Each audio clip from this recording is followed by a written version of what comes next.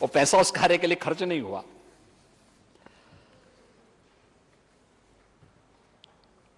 आपने मेरठ के लिए 29.92 करोड़ रुपए आवंटित किए थे, बाद में उसको भी दूसरी जगह डाइवर्ट कर दिया। और जेवर गौतम बुद्ध नगर के लिए, कुशीनगर के लिए, बरेली, आगरा, प्रयागराज एयरपोर्ट के लिए ये राशि हम लोगों ने जारी की थी।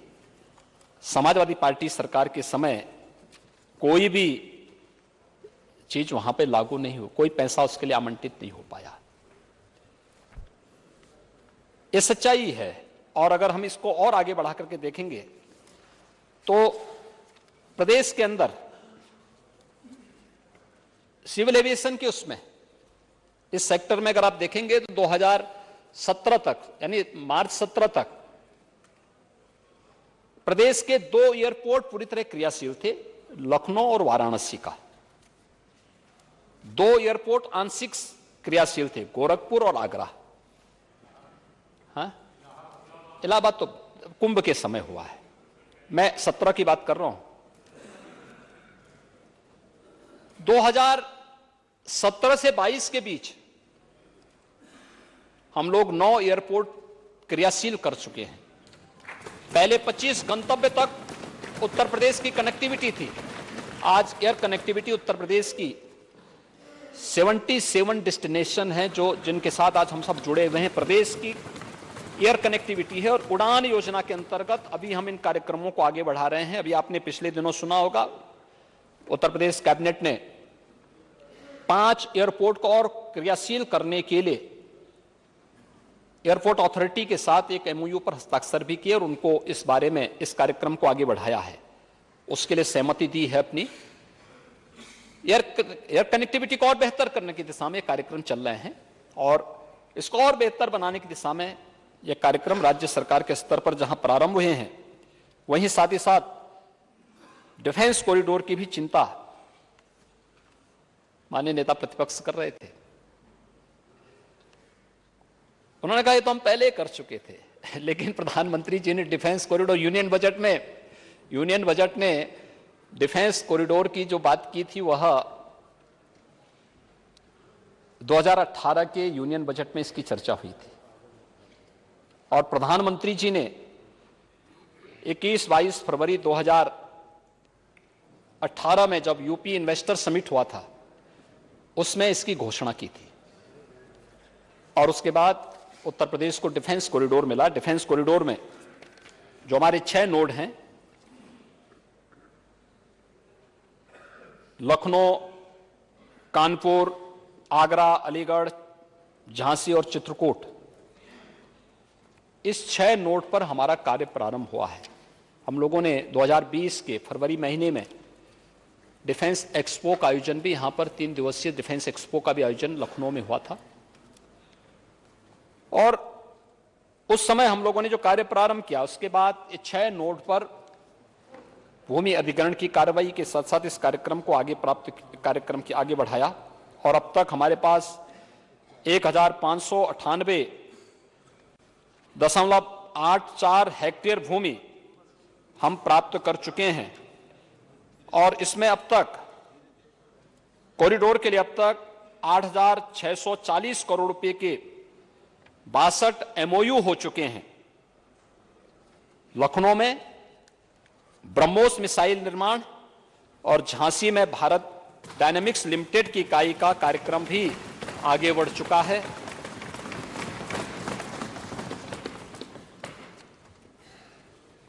एक्सप्रेस प्रदेश है तो स्वाभाविक रूप से प्रदेश एक्सप्रेस वे के साथ साथ हम लोगों ने इन सभी एक्सप्रेस वे पर इंडस्ट्रियल क्लस्टर भी विकसित करने की कार्रवाई को तेजी के साथ आगे बढ़ाया है। वर्तमान बजट भाषण में भी इसका प्रावधान यहां पर किया गया है।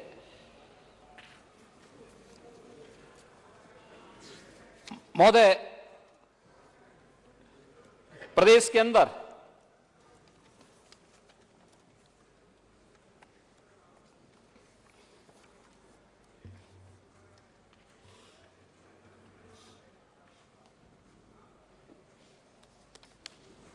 अन्य तमाम मुद्दों की तरफ माननीय नेता प्रतिपक्ष ने यहां पर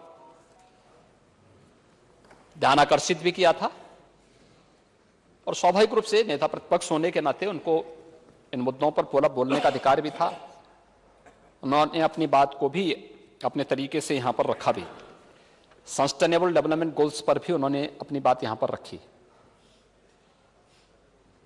मुझे लगता है कि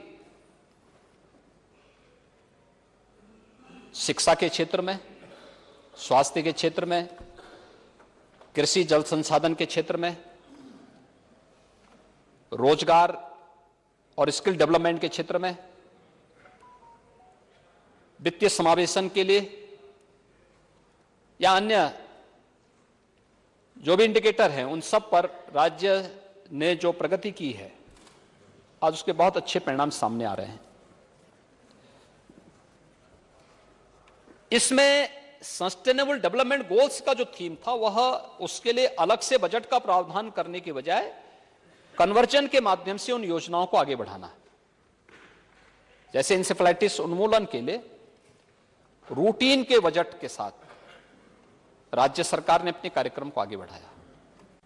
कोई अलग से हम लोग की ये केवल इस कार्यक्रम के लिए होगा नहीं, पहले से जो बजट का प्रावधान हमने बजट में किया था उसको, लेकिन हां, अंतर विभागीय समन्वय का एक बेहतरीन कार्यक्रम किया गया।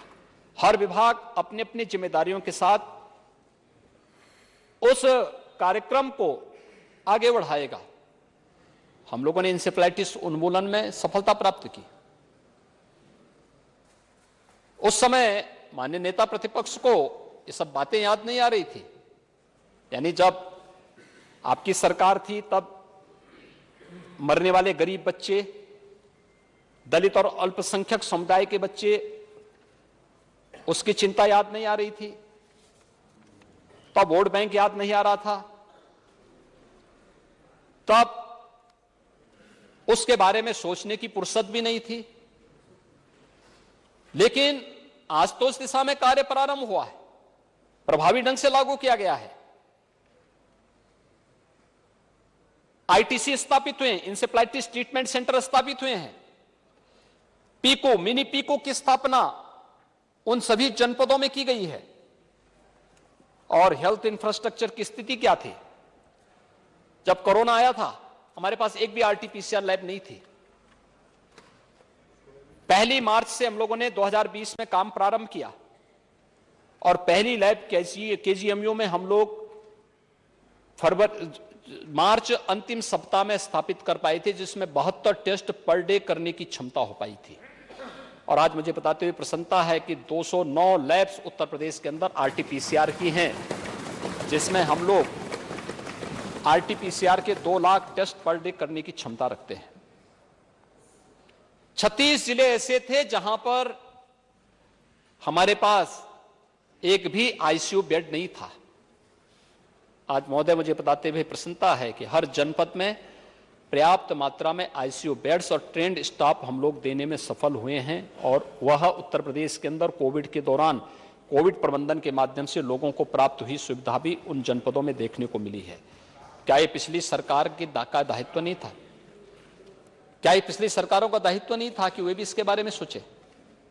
लेकिन कोरोना कालखंड के दौरान सरकार के द्वारा उठाए गए कदम आज उस दिशा में एक प्रयास को आगे बढ़ाने की स्थिति थी। और नेता प्रतिपक्ष बहुत सारे मुद्दों पर तो 2016-17 के आंकड़े यहां प्रस्तुत कर गए कि कितनी दुर्गति है। और दुर्गति हमारी सरकार के समय नहीं, अपनी सरकार के आंकड़ों को भूल से उन्होंने रख दिया था। खासतौर पर जैसे एजुकेशन इंडेक्स की बात कर रहे थे, तो एजुकेशन इंडेक्स की जो आंकड़े वो दे रहे थे महोदय, वे 16-17 के आंकड़े थे जब उनकी सरकार थी, वे स्वयं सरकार में थे। उस समय सच था, उत्तर प्रदेश एजुकेशन इंडेक्स में पीछे से 4 नंबर पर था। लेकिन आज उत्तर प्रदेश की रैंकिंग सुधरी है। बेसिक एजुकेशन में उत्तर प्रदेश देश के अंदर नंबर 1 की स्थिति में पहुंचा है। बेसिक एजुकेशन में ऑपरेशन कायाकल्प हो या शासन के इन सभी कार्यक्रमों को आगे बढ़ाने के लिए मैं क्या उसी दिशा में आगे बढ़ रहे हैं। और इन्हीं स्थितियों को लेकर के हम लोगों ने अपने कार्यक्रमों को आगे बढ़ाया है। महोदय, इसके साथ ही अगर मैं इन सभी चीजों को आपके सामने रखूंगा, समय लगेगा। अगर फुर्सत है तो मुझे कोई आपत्ति नहीं है, मुझे कोई दिक्कत नहीं है। सुनने की स्थिति होनी चाहिए और व्यक्ति बहुत तन्मयता के साथ सुने तो मुझे लगता है बहुत सारी चीजें क्लियर हो जाएंगे, बहुत सारी चीजें क्लियर हो जाएंगे। लेकिन हम अपनी बात को रखते समय इन चीजों को जरूर ध्यान दें कि हम लोगों ने, और देखिए मुझे तो प्रसन्नता होती कि अगर एसडीजी पर हुई एक लंबी चर्चा के दौरान उस समय समाजवादी पार्टी भी सदन का हिस्सा बनी होती है, नहीं बनी थी, क्योंकि वो चर्चा थी गरीबों के लिए, उत्तर प्रदेश के नागरिकों के लिए, किसानों के लिए, महिलाओं के लिए, युवाओं के लिए एक गंभीर चर्चा थी। उस चर्चा से समाजवादी पार्टी और हमारे विपक्ष के मित्रों ने उस समय वॉकआउट कर गए थे। हां, कुछ मान्य सदस्य थे जो प्रगतिशील सोच के थे, उनका कहना था कि भाई देखिए, समाजवादी पार्टी समेत कुछ जो अन्य दल हैं इनकी सोच लोकतांत्रिक नहीं है, इसलिए वे लोग सदन में आए, उन्होंने अपने भाषण भी दिए, अपने सुझाव भी दिए, लेकिन बहुत सारी चीजें, बहुत सारे मान्य सदस्य, यानी अगर समूचा विपक्ष भी उसका हिस्सा बना होता तो मुझे लगता है बहुत सारी चीजें सामने आती हैं। जब हम